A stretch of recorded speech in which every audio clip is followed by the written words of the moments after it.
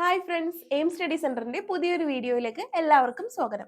ഇന്ന് നമുക്ക് ഇന്ത്യൻ ഭരണഘടനയുടെ പ്രധാനപ്പെട്ട ഭാഗമായ ആമുഖത്തെക്കുറിച്ച് പഠിക്കാം.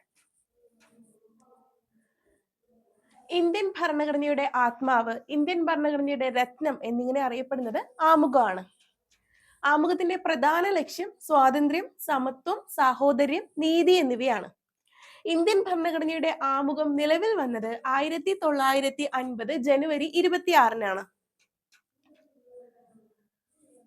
ആമുഖത്തിന്റെ ശില്പി എന്നറിയപ്പെടുന്നത് ജവഹർലാൽ നെഹ്റു ആണ്.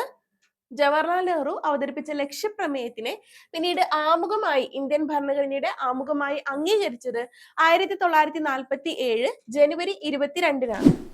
ആമുഖം ആരംഭിക്കുന്നത് we the people of India അല്ലെങ്കിൽ ഭാരതത്തിലെ ജനങ്ങളായ നാം എന്നിങ്ങനെയാണ്. ഇന്ത്യൻ ഭരണഘടനയുടെ ആമുഖം ഒരേ ഒരു തവണ മാത്രമാണ് ഭേദഗതി ചെയ്തിരിക്കുന്നത്. അത് 1976-ലെ 42-ാം ഭരണഘടന ഭേദഗതി പ്രകാരമാണ്. അതിൽ സോഷ്യലിസം, മതേതരത്വം എന്നീ വാക്കുകൾ കൂട്ടിച്ചേർക്കുകയും ചെയ്തിട്ടുണ്ട്. രാജ്യത്തിന്റെ ഐക്യം എന്നത് മാറ്റി രാജ്യത്തിന്റെ ഐക്യവും അഖണ്ഡതയും എന്നാക്കി മാറ്റിയിട്ടുമുണ്ട്. അതുപോലെ ആമുഖത്തിന് ഒരുപാട് വിശേഷണങ്ങളുണ്ട്.